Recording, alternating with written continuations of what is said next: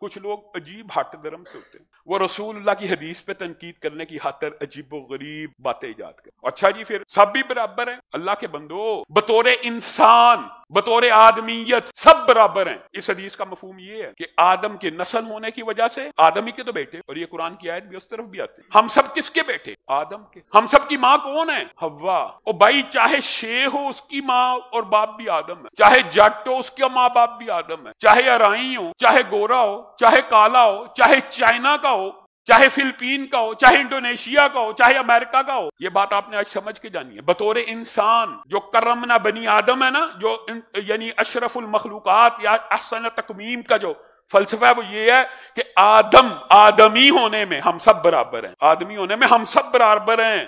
اس کے بعد عقیدے کے اوپر، اعمال کے اوپر، تقوی کے اوپر تقسیم ہے۔ ایک اللہ کو مانتا ہی نہیں، ایک نبی کو مانتا ہی نہیں، وہ آدم ہونے کے ناطے بشریت کے تقاضے کے مطابق انسانیت کے ناطے برابر ہے۔ یہ بات لوگوں کو بڑی چبھتی ہے کئیوں، لیکن چونکہ وہ اللہ کو نہیں مانتا، وہ شرک کرتا ہے، وہ کفر کرتا ہے، تو وہ شر البریہ ہے۔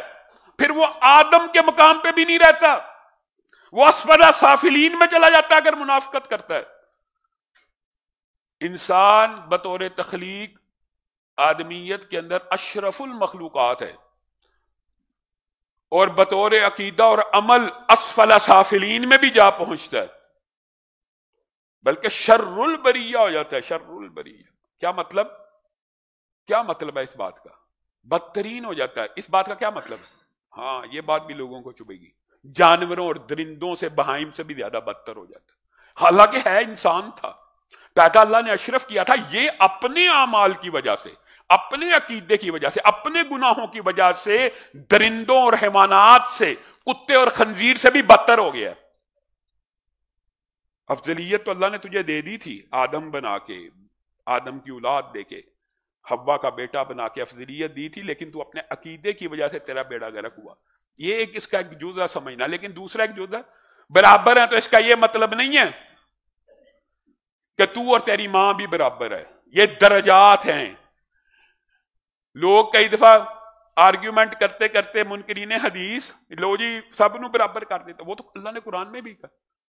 تو پھر ماں باپ کا احترام بھی نہیں ہونا چاہیے، برابر ہے؟ پھر خامند بیوی کے جو حقوق ہے وہ، یہ جزیات ہوتی ہیں۔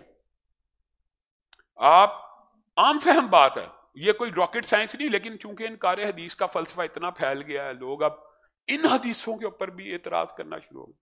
بھائی ماں افضل ہی ہے، برابر کا مطلب یہ نہیں ہے کہ تو بیٹا یا بیٹی ہے تو ماں اور تو برابر ہو گئے، نہیں ہے۔ جو بات سمجھائی جا رہی ہے اس حدیث میں صرف وہیں تک ہے۔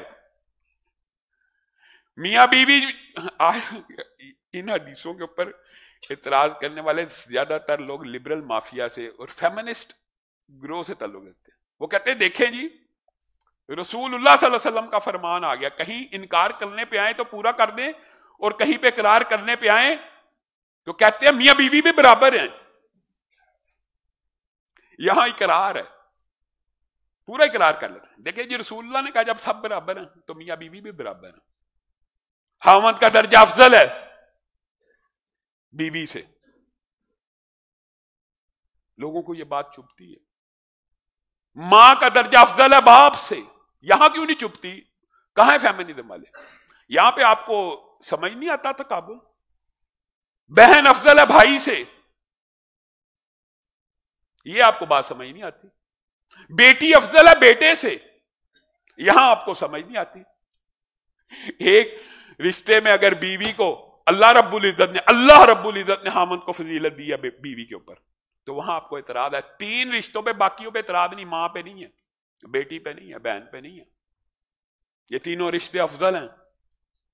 وہاں پہ تقابل بھی اگر کیا جائے تو ان تناظر کے اندر بھی آپ نے اس بات کو سمجھنا ہے۔ اور رسول اللہ صلی اللہ علیہ وسلم نے ان خطبات میں، جو پہلے میں نے آپ کو بتایا تھا، برابری کی بات آئی ہے تو یہ اب قدرتی بات ہے، یہ جملے بھی ادا ہو گئے ہیں، تو یاد رکھیے برابر ہے انسانیت کے اعتبار سے، افضلیت ہے خامند کی، لیکن اس افضلیت کا وہ مطلب نہیں ہے جو معاشرے کے جہلا ظالم مرد لیتے ہیں، یہ بھی یاد رکھیے۔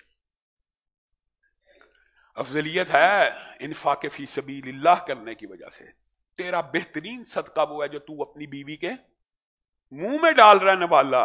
اپنے بیوی کو کھلانا بھی صدقہ ہے, اور یہی تیری فضیلت ہے. اسی لیے تجھے مرد پیدا کیا گیا ہے, اسی لیے تجھے مرد بنایا گیا ہے کہ عورت کی ذمہ داری اٹھا, عورت کے اخراجات اٹھا. عورت اگر تیرا گھر سنبھال رہی ہے, تیرے آنے پہ تجھے ویلکم کر رہی ہے, تو اس کی مالی کفالت تیرے ذمے ہے. اس کو کپڑا پہنانا تیرے ذمے ہے, اس کو روٹی دینا تیرے ذمے ہے, اس کا نان نفقہ تیرے ذمے ہے. اور اس وجہ سے اللہ نے تجھے فضیلت دی ہے, اس وجہ سے کہ عورت گھر داری کرے گی, عورت گھر کی ملکہ ہوگی. مسلمان عورت کا یہ پروٹوکول نہیں ہے کہ وہ جانوروں کی طرح کام کرے. مردوں کے شانہ بشانہ کچھ عورتیں چاہتی ہیں کہ کام کیا جائے. حقیقت میں سیمنٹ کی ایک بوری بھی نہیں اٹھا سکتی, اور جو مرد کام کرتے ہیں وہ کام بھی نہیں کر سکتی. جو راج مستری مزدور کرتے کر سکتی ہیں؟ نہیں کر سکتی. برابری کا صرف دعویٰ ہے. اسلام نے, اللہ نے, قرآن نے جو تقسیم رکھی ہے وہی اصل تقسیم ہے. عورت کی ساخت, حلیہ, عادات, اطوار, فطرت ہی اس چیز کے متقاضی ہے کہ اس کو ریلیکسیشن ملے, اس کو سکون ملے, اس کو اطمینان ملے, اس کو گھر ملے, اس کو چادر چار دیواری ملے, ایسا پرسکون ماحول ملے کہ خاوند گھر آئے تو اس کے لیے استقبال کے لیے تیار کھڑی ہو. یہ نہیں کہ سارا دن محنت مزدوری کر کے آئے اور رات کو اور شام کو خاوند آئے پھر اس کے استقبال کے لیے بھی کھڑی ہو جائے. یہ آپ کو معاشرے نے پتہ. ہاں جو مجبوری ہے, مجبوری کی بات نہیں ہے. جو بیٹیاں, مائیں, بہنیں شرعی حدود کے اندر جن کاموں کی اللہ نے اجازت دی, ایک تجارت کی, ایک ٹیچنگ کی, نرسنگ کی, یہ چند شعبے ایسے ہیں جو اسلام میں لازم ہیں. اگر مسلمان عورت ڈاکٹر نہیں بنے گی تو مسلمان بیٹیوں کا پردہ کیسے محفوظ ہوگا؟ اگر مسلمان بیٹی ٹیچر نہیں بنے گی تو مسلمان بیٹیوں کو پڑھائے گا کون؟ یہ استثنائی صورتیں ہوتی ہیں. یہ بھی ایک طبقہ ہونا چاہیے, گائناکالوجسٹ ہونی چاہیے. فرض ہے امت کے اندر گائناکالوجسٹ عورت کا بننا, فرض ہے. نہیں ہوگی تو بیٹیوں بہنوں کا بتائیے پردہ کیسے محفوظ ہوگا؟ ڈاکٹر نہیں ہوں گی, پردہ کیسے محفوظ ہوگا؟ یہ شعبے استثنائی ہیں. لیکن عموم کی بات ہو رہی ہے کہ جانوروں کی طرح عورتیں بھی کام کر رہی ہیں. میں ابھی ترکی سے بھی ہو کے آیا ہوں, یقین کیجیے ہے اسلامی ملک, لیکن اس کا معاشرہ بھی یورپ کی طرف پہ بیچاری عورت بھی دن رات محنت کر رہی ہے, مرد بھی دن رات محنت. ایسے معاشروں میں میاں بیوی کے تعلقات کبھی حقیقی معنوں میں اس طرح راستہ اور پہ راستہ نہیں ہو سکتے جو اسلامی تعلیمات کے معاشرے میں ہوتے ہیں. عورت کو ایک ٹائم چاہیے, ایک وقت چاہیے خاوند کے آنے سے پہلے, گھر کی خانہ داری سے فارغ ہو, تاکہ جب مرد آئے تو اس کا استقبال کرے, اس کے لیے بن سنور کے کھڑی ہو, وہ ریلیکس ہوگی. سارا دن محنت مزدوری کرنے کے بعد گھر آ کے کوئی عورت اس طرح کے کام سر انجام دے سکتی ہے؟ آپ نے اسلام کا بیڑا غرق کر دیا, معاشرے کو کچھ سمجھا ہی نہیں. علامہ ہشام الہی ظہیر آفیشیل چینل کو سبسکرائب کر لیں.